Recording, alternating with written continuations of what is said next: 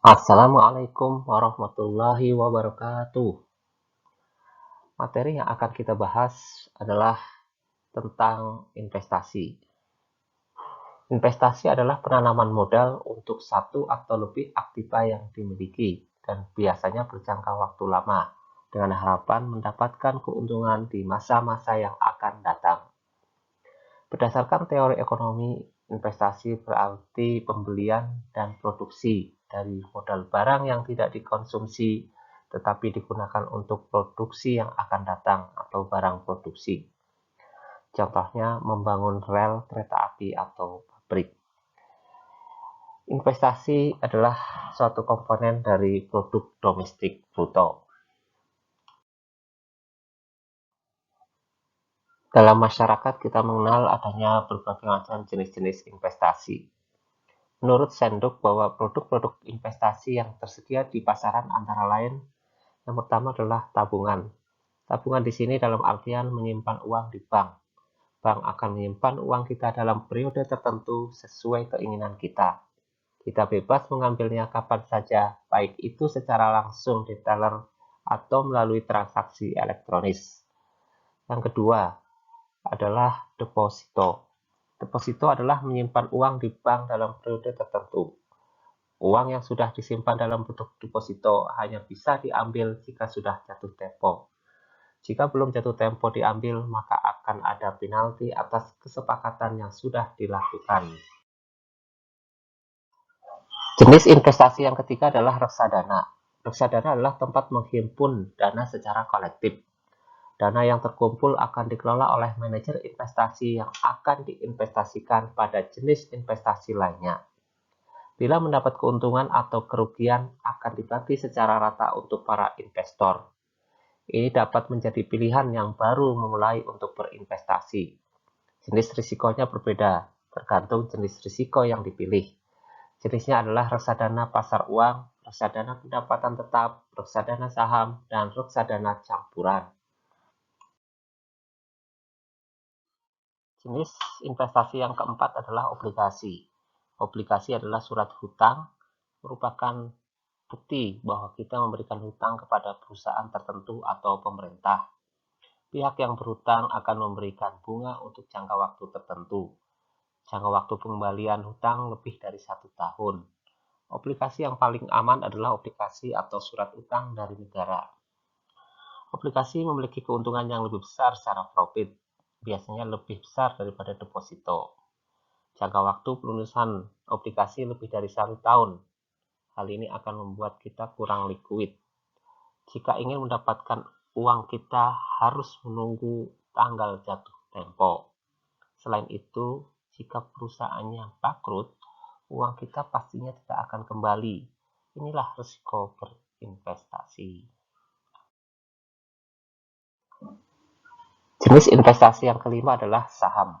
Saham merupakan tawaran perusahaan kepada kita untuk menginvestasikan uang kita kepada mereka. Dengan itu, kita bisa memiliki bagian dari perusahaan tersebut sesuai dengan porsinya.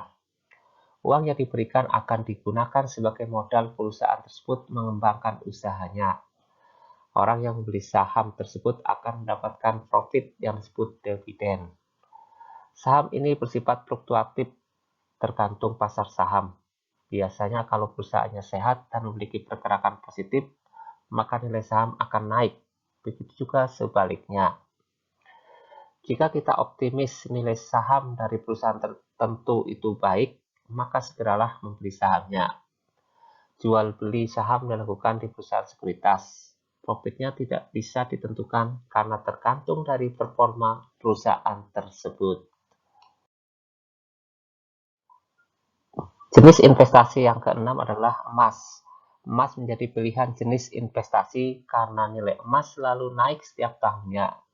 Kebutuhan orang akan emas semakin besar dan tidak diimbangi dengan produksi yang meningkat. Selain itu, emas sangatlah likuid, artinya bisa diuangkan kapan saja. Tinggal ke toko emas atau di gadai. Yang ketujuh adalah jenis properti. Properti di sini bisa dikatakan tanah, rumah, ruko, dan sebagainya.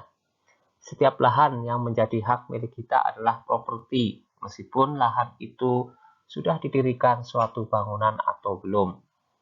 Sifat properti juga mirip emas, yaitu semakin lama semakin naik harganya. Namun perbedaannya adalah properti tidak selikuid emas. Properti tidak bisa cepat dijual dengan harga sesuai keinginan. Setelah kita memahami tentang pengertian investasi dan jenis-jenis investasi, kita akan membahas tentang investasi di Indonesia. Investasi merupakan langkah awal kegiatan produksi. Dengan posisi tersebut, investasi pada hakikatnya juga merupakan langkah awal kegiatan pembangunan ekonomi. Dinamika penanaman modal memengaruhi tinggi rendahnya pembangunan dan pertumbuhan ekonomi. Oleh karenanya, dalam upaya penumpukan perekonomian, setiap negara senantiasa berusaha menciptakan iklim yang dapat menggairahkan investasi. Investasi tersebut dilakukan baik oleh pemerintah maupun masyarakat atau swasta.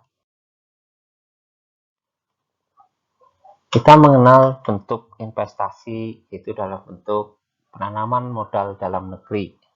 Yang menurut Undang-Undang Nomor 25 Tahun 2007 tentang penanaman modal, modal dalam negeri merupakan modal yang bersumber dari dalam negeri yang dimiliki oleh negara melalui kegiatan menanam modal untuk melakukan usaha di suatu wilayah oleh penanam modal, yaitu perseorangan warga negara Indonesia atau badan usaha yang berbentuk badan hukum maupun yang tidak berbadan hukum.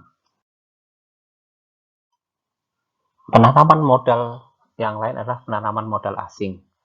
Penanaman modal asing merupakan modal yang dimiliki oleh negara untuk melakukan usaha di wilayah negara melalui kegiatan menanam modal oleh pemerintahan asing, badan usaha asing, ataupun perseorangan warga negara asing yang diperoleh dari modal yang dimiliki oleh negara asing, baik yang menggunakan modal asing sepenuhnya maupun yang berpatungan dengan penanam modal dalam negeri.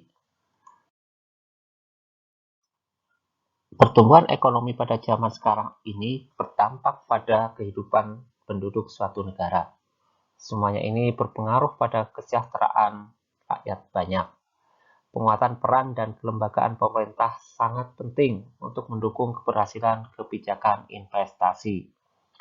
Daya tarik investasi bisa dilakukan dengan berbagai macam cara, antara lain meningkatkan pelayanan perizinan, meningkatkan kepastian hukum, meningkatkan diversifikasi pasar, dan mendorong komoditi lokal yang bernilai tambah tinggi.